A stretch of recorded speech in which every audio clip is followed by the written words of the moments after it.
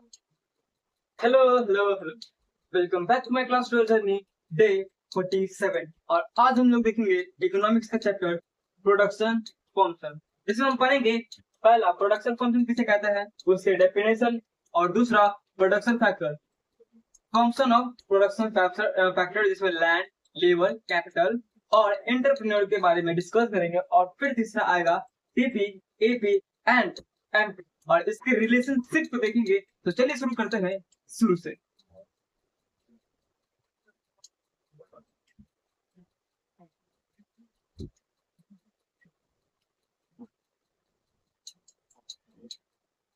पहले समझते हैं कि प्रोडक्शन फंक्शन किसे कहते हैं। देखो, प्रोडक्शन फंक्शन समझ ही रहे हो। Production function means production, goods को प्रोड्यूस करना। और गुड्स को प्रोड्यूस किस तरह से किया जाता है, तो raw material to finish, raw material लेकर उसको फिनिश गुड्स में बदल देना ही हमारा कहलाएगा प्रोडक्शन। तो तुम ऐसे समझ सकते हो कि ऐसे जो बिजनेस होते हैं जिसमें रॉ मटेरियल तो फिनिश गुड किसी भी गुड्स को बनाती है, तो उसको हम प्रोडक्शन फंक्शन कहते हैं। ऐसे ही सर्विस में भी काम आता है, अपने स्किल्स को किसी और को देना, सर्व करना, वो होता है हमारा raw material to finish good. तो हम इसको ऐसे बोल सकते हैं कि production function means raw material convert into finished goods।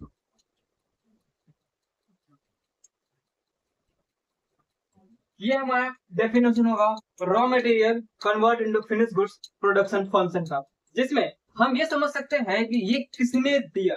अगर तुमसे कोई पूछे कि ये प्रोडक्शन फंक्शन का डेफिनेशन किसने दिया, तो तुम इसको लिख बता सकते हो कि प्रोडक्शन फंक्शन का definition James Watt J R Parkinson ने दिया था। तो हम इसको यहाँ पर ऐड कर सकते हैं according to James Watt J are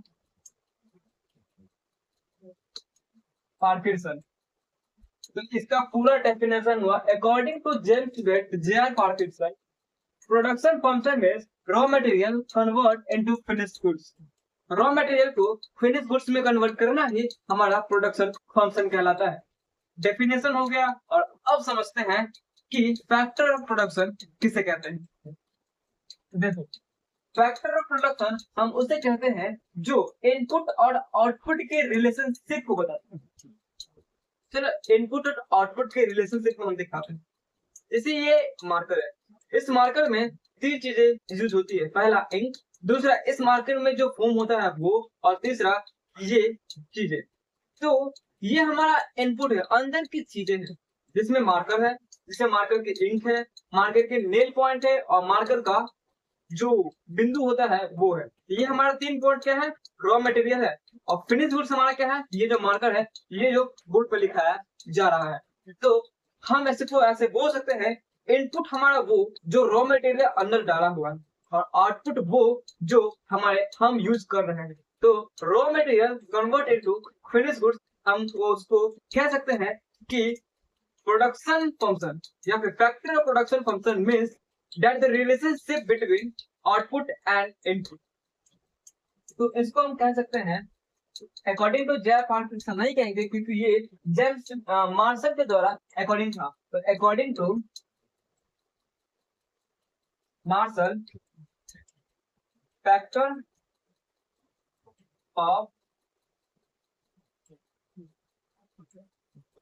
of production means या फिर विच मीन्स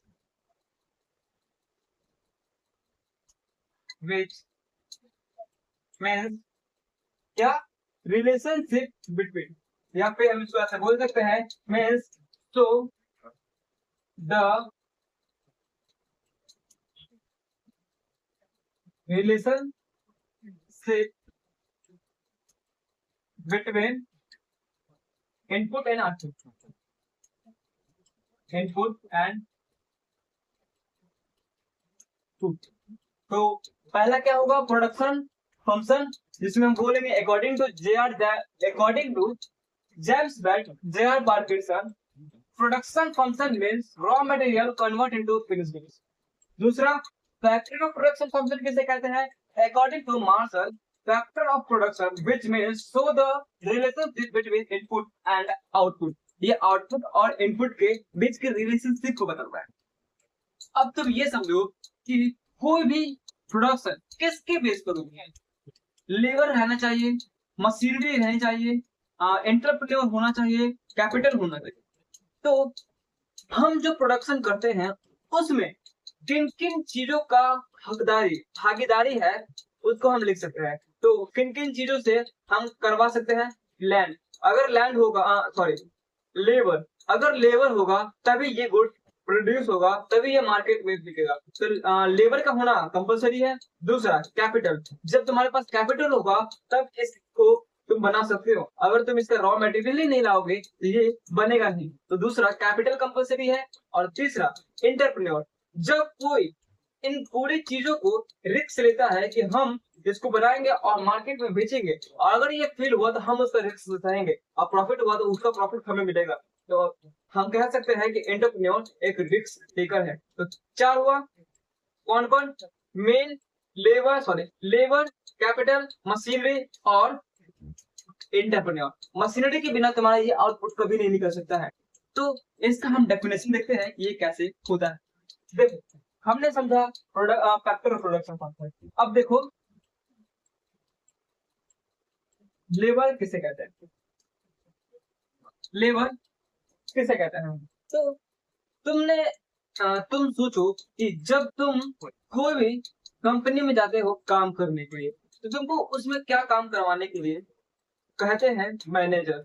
मैनेजर तुमको मेनली बोलते हैं कि तुम मशीन को संभालो, मशीन की जैसे तुम गुड्स को प्रोड्यूस मत करो, मशीन कैसे चलेगा, मशीन में कितना आउटपुट कितना इनपुट ये सब आएगा, और ये जो गुड्स है ये कैसे निर्धारित वस्तु कैसे बनेगा इसको समझाएगा। तो लेबर हम उसको कह सकते हैं जो हमें बताए कि मशीनरी कैसे काम करे, और लेबर को ये बताए कि ये जो लेबर है इसको कैसे चलाए। हालांकि एक और होता है लैंड, लैंड भी होता है। पहले हम लेबर लिखेंगे, लेबर किसे कहते हैं, तो इसको हम देख सकते हैं, labour is a human behaviour, human behaviour में, labour is a human behaviour person which provide a guidance for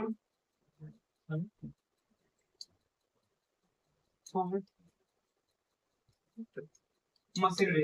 ये मशीन को गाइड करता है कि मशीन कैसे चलेगा, मशीन में कितना आउटपुट होगा कितना इनपुट होगा, कौन से रॉ मटेरियल जाएंगे कौन से रॉ मटेरियल निकलेंगे, कैसे उसका गुड्स प्रोड्यूस होगा और वो कैसे मार्केटिंग जाएगा, ये डिसाइड करता है। हम इसको बोल सकते हैं labour is a human behaviour person which provide a guidance of machinery. इसका एक और चीजें पूछते हैं कि इसका फीचर्स क्या होता है, तो लेबर का फीचर बताना पड़ेगा। तो लेबर का फीचर हम लिख सकते हैं, फर्स्ट, लेबर क्या होता है, पैसे सकता है। लेबर को अगर तुम काम करवाओगे तो वो थक सकता है, अगर तुम लेबर को 10 घंटा एक दिन में काम करवाते हो तो वो आगे जाकर ये बोल सकता है कि हम काम नहीं करेंगे, हम कंपनी छोड़ रहे हैं। तो इसमें वो फैक्टर आएंगे जो लेबर को एक मिनिमम काम करने का टाइम देनी चाहिए। ऐसा कोई भी कंपनी नहीं है जो लेबर को ब्रेक नहीं देता हो, लेबर को ये नहीं करने देता हो कि वो 8 घंटे से ज्यादा काम करे, क्योंकि कंपनी जानती है कि लेबर अगर 8 घंटे से ज्यादा काम करेगी तो वो थक जाता है। तो उसको हम ऐसे लिख सकते हैं, labour is a passive factor, labour is a passive factor. दूसरा, लेबर मूवेबल होता है, लेबर कहीं भी जा सकता है, लेबर अगर हम जाने तो हम कहीं भी चल सकते हैं, हम कहीं भी हिल सकते हैं, हम डोल सकते हैं, कुछ भी कर सकते हैं। तो लेबर मूवेबल फैक्टर है। दूसरा पॉइंट, लेबर इज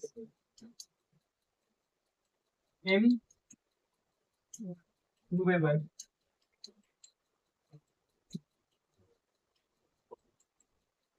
तीसरा भी देखो, तीसरा क्या हो सकता है, लेबर मूवेबल हो गया, लेबर पैसिव हो गया, labour is human behaviour.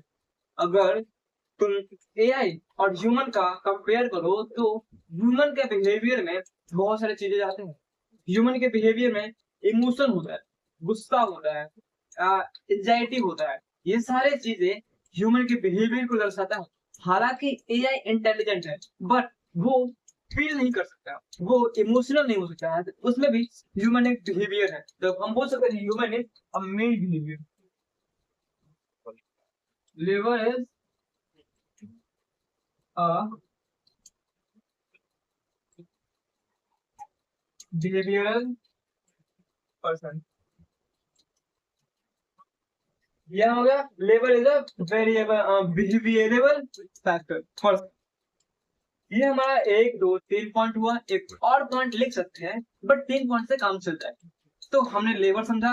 Labour किसे कहते हैं, तो लेबर उसे कहते हैं जो मशीनरी को आगे जाकर जितने भी मार्केटिंग स्ट्रेटेजी है उसको संभाले, यानी कि वो उसको गाइड करे, वो हो जाएगा लेबर। दूसरा, लैंड। लैंड किसे कहते हैं,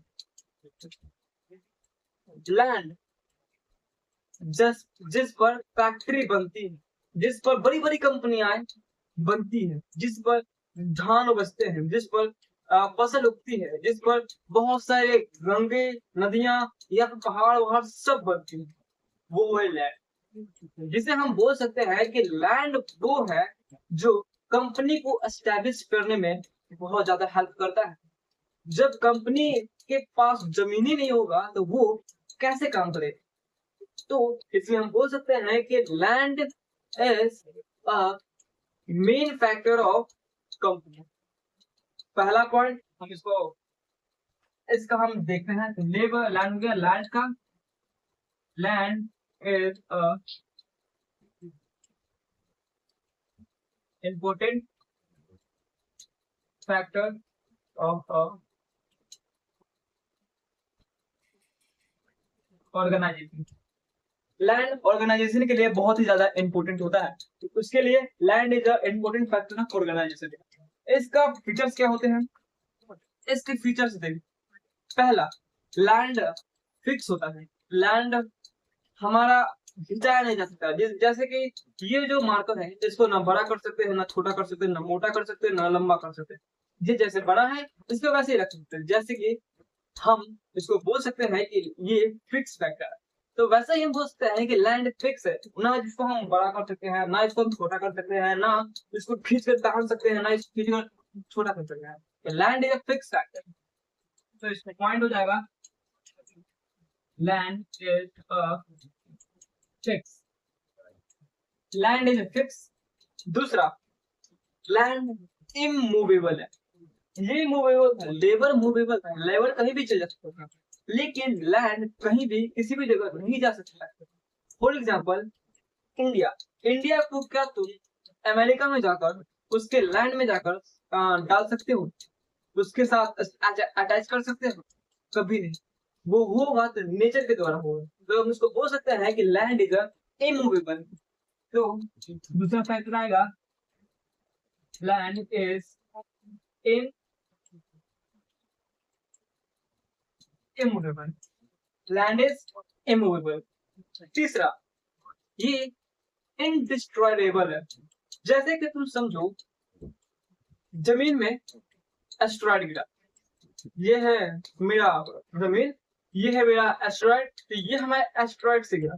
तो एस्ट्रॉयड जमीन पर टकराया, जमीन को हालांकि नुकसान हुआ लेकिन वो कभी खत्म नहीं हुआ। क्यों? क्योंकि लैंड को कभी डिस्ट्रॉय नहीं किया जा सकता।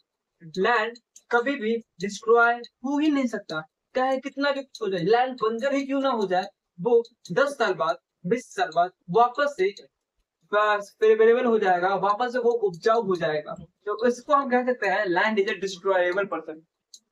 तो तीसरा पॉइंट, लैंड इज इनडिस्ट्रॉयबल, इनडिस्ट्रॉयबल। हमने देखा लेबर, हमने देखा लैंड, अब देखते हैं कैपिटल। चार पढ़े थे, लैंड, लेबर, कैपिटल और एंटरप्रेन्योर। अब देखो कैपिटल कैसे करना है। जैसे कि ये मार्कर बनाने वाली कंपनी होगी, ये जो मार्कर बनाने वाली कंपनी होगी, उस कंपनी के पास जब कैपिटल होगा तभी ये मार्कर बना होगा, इसका रॉ मटेरियल आया होगा, इसको मार्केट में भेजा गया होगा, इसका मार्केटिंग किया गया होगा। तो जब तक कैपिटल होगा तभी तुम किसी भी गुड्स को प्रोड्यूस कर सकते हो। तुम्हारे पास कैपिटल नहीं होगा तुम किसी भी गुड्स को प्रोड्यूस नहीं कर सकते हो। तो इसको हम बोल सकते हैं कि capital is a important factor of company to improve to produce the product. Okay, देखो इसको यहाँ लिखते हैं, लैंड हो गया, लेबर हो गया,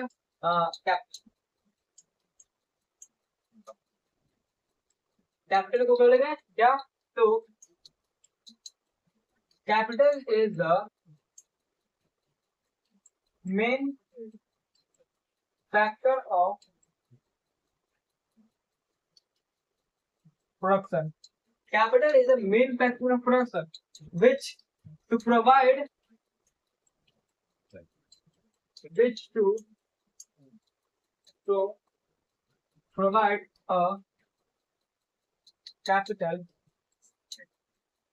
to produce goods and raw material and service. तो कैपिटल को हम बोल सकते हैं कि कैपिटल हमारा बिजनेस का वो इम्पोर्टेंट पार्ट है जो किसी भी गुड्स को प्रोड्यूस करने में, किसी भी कंपनी को चलाने में मदद करती है, उसे हम कह सकते हैं कैपिटल। और चौथा है एंटरप्रेन्योर। एंटरप्रेन्योर किसे कहते हैं, एंटरप्रेन्योर यहाँ लिखते हैं, ठीक है,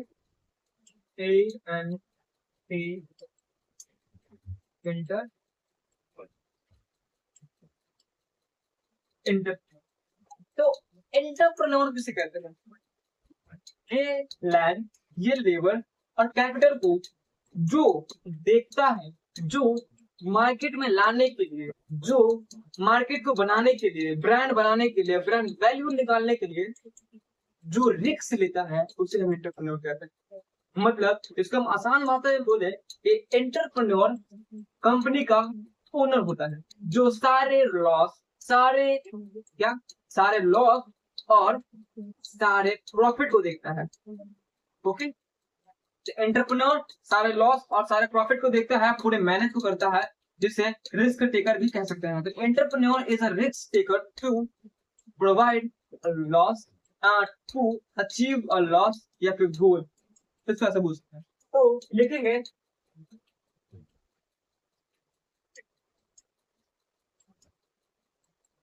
entrepreneur is a risk taker.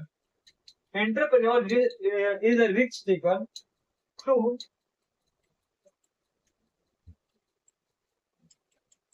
achieving goal. ऐसे लिख सकते हैं, taker help to achieving goal and building brand value। ये हमारा हो गया एंटरप्रेन्योर। तो entrepreneur is a risk taker, help to achieve goal and building to brand value. ये हमारे ब्रांड, कंपनी की बड़ी बड़ी कंपनियां इसी के बेस पर चलती है। ओके,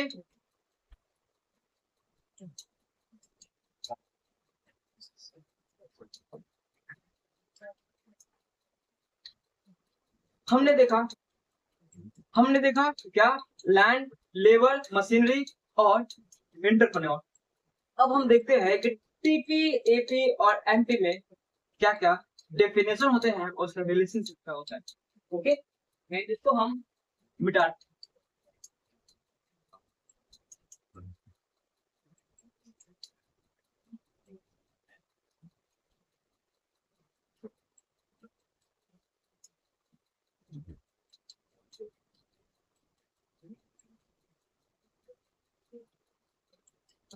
अब हम देखेंगे टीपी, एपी और एमपी का क्या चीजें होती। टीपी, एमपी और एपी। टीपी को हम बोल सकते हैं total of product, total product. MP को बोलेंगे marginal product,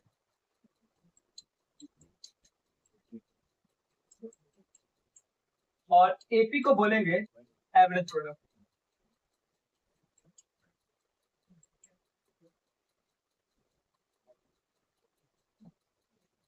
TP total product, MP marginal product और एपी एवरेज प्रोडक्ट। इसका डेफिनेशन तुम समझो कि टीपी मतलब तुम कोई भी गुड्स लाते हो।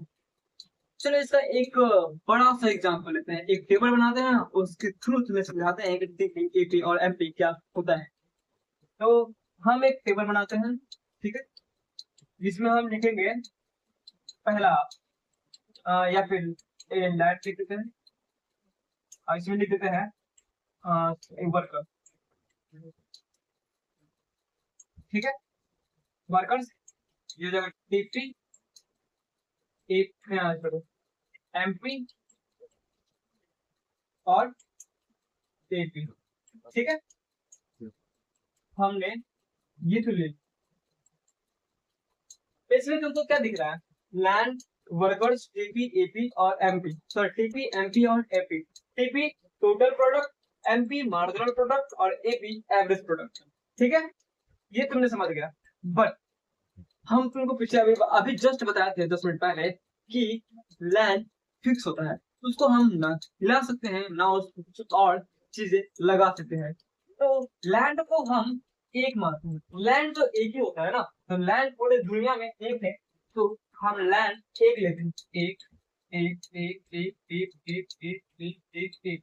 कितना एक है, 1 2 3 4 5 6 7 8 9, एक ले लिया। वर्कर्स, वर्कर्स को हम बढ़ा सकते हैं, नंबर ऑफ वर्कर बढ़ा सकते हैं। एक लाइन पर कितना वर्कर काम करेगा, एक कंपनी में कितना वर्कर काम करेगा, इसको हम बढ़ा सकते हैं, घटा सकते हैं। तो हम इसको बढ़ाते हैं। एक लैंड पे मतलब कि लैंड पर एक worker, 2 worker, 3 worker, 4 worker, 5 worker, 6 worker, 7 worker, 8 worker, 9 worker and ये 10 वर्कर। ये हमारा वर्कर होगा, सॉरी इसको हम और अच्छे से लिखते हैं ताकि ये इसके बराबर हो जाए। तो ये एक वर्कर, ये 2 वर्कर, ये 3 वर्कर, ये 4 वर्कर, ये 5, ये 6, ये 7, ये 8, ये 9 और ये 10। लैंड हमेशा फिक्स रहता है, लेबर हमारा वेरिएबल होता है, जिसमें हम लेबर को चेंजेस कर सकते हैं। एक कंपनी में कितना लेबर होंगे उसको हम मैनेज कर सकते हैं। तो वर्कर 1 2 3 4 5 6 7 8 9 10 ये तो ले लिया। अब हम टीपी लेकर चलते हैं, टीपी लेकर चलते हैं। तो टीपी लेते हैं 2 4 5 6 7 8 8 -2, हाँ सॉरी 8 के बाद 7 6 और ये 5। हमने टीपी लिया, ठीक है। अब तुम देखो कि इसमें तुमको कुछ चीजें अजीब लग रही है कि ये जो टीपी है ये जो बढ़ गई है, बढ़ रही है ना, 2 हो गया, 4 हो गया, 5 हो गया, 6 हो गया, ये तो बढ़ रहा है, 8 तक मैक्सिमम बढ़ा, बट उसके बाद 5 6 5 हो गया, वापस घट गया, क्यों? तो इसका हम जवाब देते हैं कि टीपी वो होता है जो मशीनरी का मैक्सिमम आउटपुट निकाल कर देता है। मान लो ये इस कंपनी का जो मशीन बनता होगा, ऐसे समझो, ये जो कंपनी है, कौन सा कंपनी है इसका है, रोटरीको। रोटीरो का जो कंपनी है, वो कंपनी इस प्रोडक्ट को बनाने के लिए जो मशीनरी यूज करता है, उस मशीनरी का कैपेसिटी मान लो एक दिन का 10,000 होगा, एक दिन में वो 10,000 ही प्रोडक्शन कर सकता है इस मार्केट का। तो वो एक दिन का 10% कैसे निकलेगा, वर्कर देखा, देख लिया।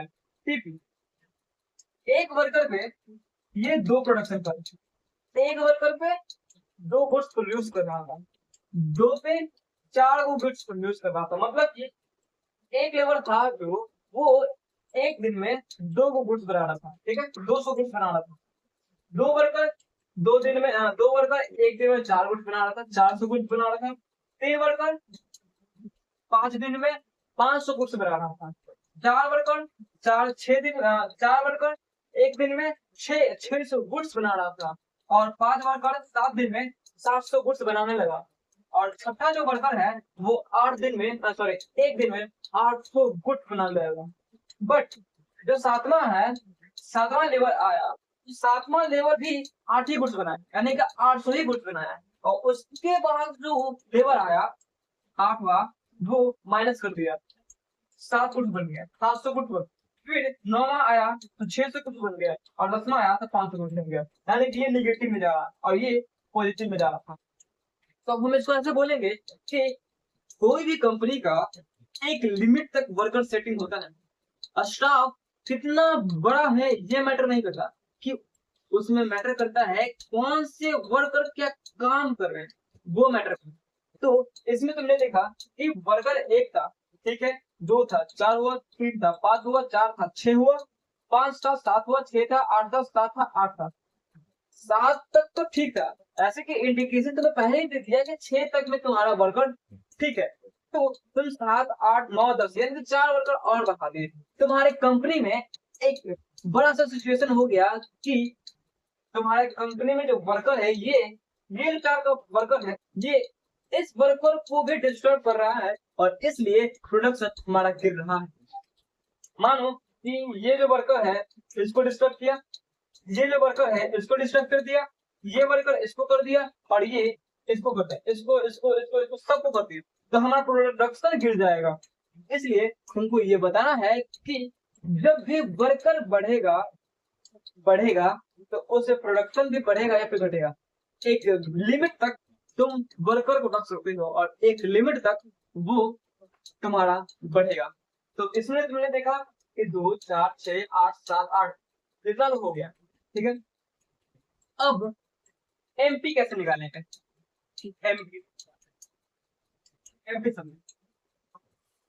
तो किसी एक एडिशनल के आ जाने से जो टोटल में चेंज होता है उसे हम एमपी कहते हैं।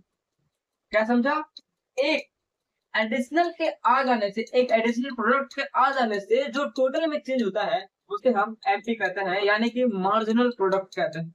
तो इसको हम ऐसे लिख सकते हैं कि 2 माइनस 1 तो हुआ 1, 2 माइनस 4 तो हुआ 2, 3 माइनस 5 हुआ तो 2, 4 माइनस 6 हुआ तो 2, 5 माइनस 7 हुआ तो 2, 6 माइनस 2 8 हुआ तो 2, 7 माइनस 8 हुआ तो 1, 8 में से 7 गया 1, 9 में से 6 गया 1, और सॉरी 9 में से 6 गया 3, और 10 में से 5 गया 5। ये सब जाएगा मेरा -2, ठीक है, देख लिया। इसमें से क्या तुम्हारा चीजें चेंजेस आ गई। देखो एमपी बढ़ रही है एक लिमिट तक बढ़, जैसे कि इसमें एक लिमिट तक बढ़ा ना 8 तक, वैसे ही इसमें भी एक लिमिट तक बढ़ा 2 तक, और उसके बाद जब 8 में माइनस आया तो ये भी माइनस चला गया, यानी कि 8 से ये भी माइनस में गया और ये भी 1 से माइनस में चला गया। तो एमपी हमारा मार्जिनल प्रोडक्ट बताता है कि प्रोडक्ट का मार्जिन क्या हो, प्रोडक्ट का मार्जिन, फिर एवरेज एपी, एपी हम बोलेंगे टीपी, और वर्कर को डिवाइड करने से जो एपी का आंसर आएगा वो हमारा एपी हो जाएगा। तो एपी निकालो, सिस्टम एक फॉर्मूला लिख देते हैं, टीपी डिवाइडेड बाय वर्कर लिख देते हैं, टीपी डिवाइडेड बाय वर्कर। तो टीपी डिवाइड करो वर्कर से 2/1, तो 2, 2 से करके 2, फिर 3 से 5, ये बात इंटू कर दो 15, 6 4 कितना हुआ 2 3 और ये 2 6, 7 में से 5 गया 30, और 8 से, वैसे ये सारे निकल जाएंगे, ठीक है। यानी कि टीपी को वर्कर से डिवाइड कर 2 से डिवाइड कर देगा, ये हमारा आंसर आ जाएगा। टीपी, एपी और एमपी, ये हमारा प्रोडक्ट बन गया। अब हम समझते हैं कि इसके स्टेज कैसे होते हैं। स्टेजेस, देखो हम इसको दो तरीके से समझा सकते हैं। पहले वर्कर के थ्रू और दूसरा प्रोड्यूसर के थ्रू। तो हम पहले तुमको प्रोड्यूसर के थ्रू समझाते हैं। चलो मानो कि तुम एक कंपनी के ओनर हो, जिसमें तुम मशीनरी को लाने के लिए सोच रहे हो। तो मशीनरी तुम नया मंगाते हो जिसमें मैक्सिमम कैपेसिटी सिर्फ एक दिन में 2000 ही प्रोड्यूस करना है इस गुड्स को। तो वो जो मैक्सिमम प्रोडक्शन होगा, लेकिन तुम्हारे जो वर्कर है वो मात्र 2000 में से मात्र 1000 ही एक दिन में प्रोड्यूस कर रहे हैं, तो उसको हम कहेंगे स्टेज 1। और स्टेज 2 यानी कि जितना हमारा कैपेसिटी है उतना ही हम प्रोड्यूस कर रहे हैं, तो वो हमारा स्टेज 2। और स्टेज 3 जिसमें हम कहेंगे कि हमने जितना प्रोड्यूस किया उससे माइनस होता है, उसको हम स्टेज 3 कर देंगे। तो इसको समझते हैं, स्टेज 1, स्टेज 2 और स्टेज 3 किसे कहते हैं, इसी से लेकर चलते। ठीक है, तो हम पहले समझते हैं स्टेज 1। स्टेज 1 जिसमें हम मशीनरी लाते हैं बाहर से। तो मशीनरी का कैपेसिटी है मानो 2000, मशीनरी का कैपेसिटी है 2000। हमने कंपनी के वर्कर कितने हैं, तो इस मशीनरी को ऑपरेट करने के लिए वर्कर है मानो 4। ठीक है, 400 वर्कर है। ठीक है, तो अब समझो मशीनरी 2000 है और वर्कर 400 है, तो ये एक दिन में 1 डे में कितना गुड्स को प्रोड्यूस कर रही है इसको बताना। तो मानो ये 400 वर्कर इस मशीनरी का मैक्सिमम कैपेसिटी सिर्फ और सिर्फ 1000 ही प्रोड्यूस कर रही है एक दिन में। हालांकि एक दिन में मशीनरी 2000 गुड्स प्रोड्यूस कर सकती है, बट ये 400 मिलकर 1000 ही गुड्स प्रोड्यूस कर रही है। तो ये हमारा होगा स्टेज 1। स्टेज 2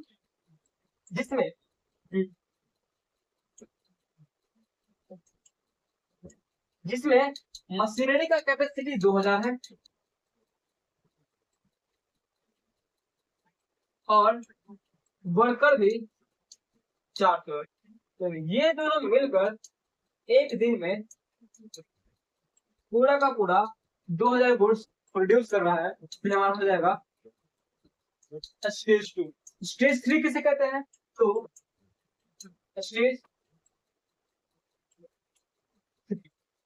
3 में मैक्सिमम प्रोडक्शन कितना है मशीनरी का 2000 और वर्कर है 400, और इन दोनों मिलकर माइनस में निगेटिव में जा रहे हैं, निगेटिव। तो एक दिन में ये और कम 1000 से भी कम 600 गुड प्रोड्यूस करती है।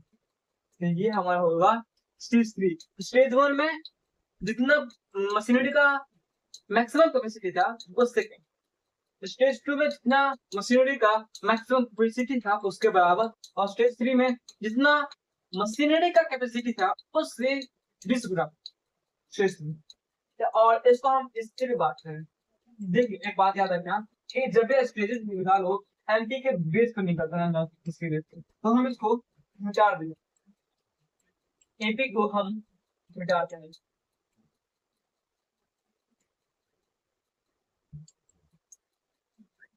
एपी हमने मिटा दिया। और स्टेज 1, स्टेज 2, स्टेज 3। और स्टेज 1 कहां से कहां तक होगा, 1 से लेकर मैक्सिमम 6 तक है, 6 या 6 तक है, सॉरी हम इसको लेते हैं 8 तक लेते हैं, 8 तक। स्टेज 1 है क्योंकि ये बढ़ रहा है, 2 हुआ, फिर 4 हुआ, फिर 5 हुआ, फिर 6 हुआ, 7 हुआ, 8 हुआ, ये यहाँ तक मैक्सिमम इसका निकल गया। अब स्टेज 2 मैक्सिमम 8 मैक्सिमम 8 ही है, क्योंकि इसका ज्यादा है ही नहीं, मैक्सिमम इसका प्रोडक्शन 8 ही है। तो मशीनरी का स्टेज 2 हो जाएगा